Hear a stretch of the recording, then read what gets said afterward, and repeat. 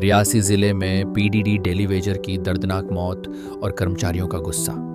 जम्मू कश्मीर के रियासी जिले के दारमारी इलाके में फयाज अहमद थुरू, जो पावर डेवलपमेंट डिपार्टमेंट यानी पीडीडी में डेली वेजर थे, काम करते वक्त करंट लगने से अपनी जान गंवा बैठे। इस हादसे के बाद पीडीडी के साथी वर्कर्स का गुस्सा फूट पड़ा है।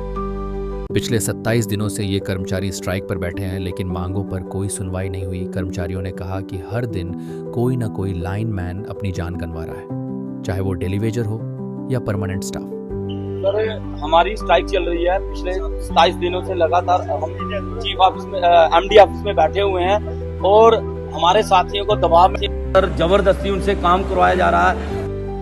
रोज एक तो एक हमारा लाइनमैन मर रहा है, चाहे वो डेली वेजर हो चाहे वो परमानेंट हो।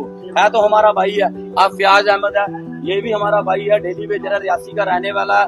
दरवाड़ी में इसके साथ ये एक्सीडेंट आया है, 11 के इसको स्टार्ट पड़ी और ये मर गया। आप देख रहे हो हर रोज हर दिन एक तो एक साथी मर रहा है।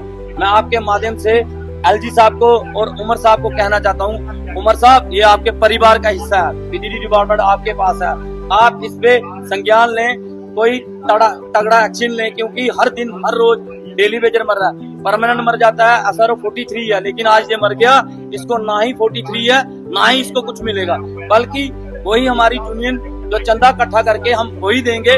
आज इसके परिवार को और इनके बच्चों को या इसके माता पिता को पता होगा इनके साथ क्या बीत रही है। और मैं अपने डिपार्टमेंट को ये कहना चाहता हूँ, जो बड़ी बड़ी चेयरों पे बैठे हैं, आप हर दिन हर रोज शोषण कर रहे हो, आप अपनी चेहरे बचा रहे हो, लेकिन इन डेली वेजरों के लिए आप कुछ नहीं सोच रहे हो।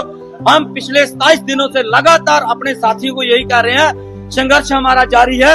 लेकिन आज फयाज अहमद है, उसके पहले भी हमारा सुनील नाम का एक लड़का चला गया, उसके 2 छोटे छोटे बच्चे, बेटियां रह गई, डिपार्टमेंट ने कुछ नहीं दिया, आज इसको भी कुछ नहीं मिलेगा।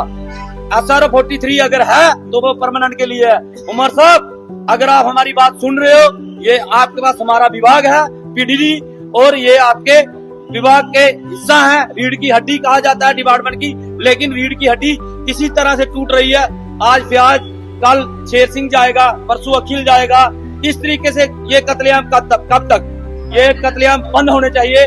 और मैं बार बार कह रहा हूँ कि डेली वेजर का कम से कम 50 लाख का इंश्योरेंस होना चाहिए, कि जब वो मर जाए कम से कम आप उसको नौकरी नहीं दे रहे, लेकिन उसका परिवार पीछे जो बच्चे रह जाएंगे वो क्या करेंगे, उसके बूढ़े माता पिता क्या करेंगे।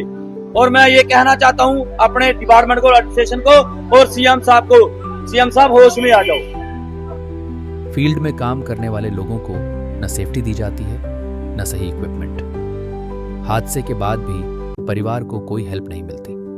वर्कर्स ने बताया कि फयाज अहमद से पहले भी सुनील नाम का वर्कर हादसे में मरा, उसके छोटे छोटे बच्चे रह गए, लेकिन डिपार्टमेंट ने कोई मदद नहीं दी। इसी वजह से कर्मचारियों ने एलजी साहब और सीएम साहब से अपील की है कि अब ऐसे हादसे रोके जाएं। साथ ही डेली वेजर्स के लिए कम से कम 50 लाख रुपए का इंश्योरेंस जरूर होना चाहिए, ताकि अगर किसी की मौत हो भी जाए तो उसके परिवार को सहारा मिल सके।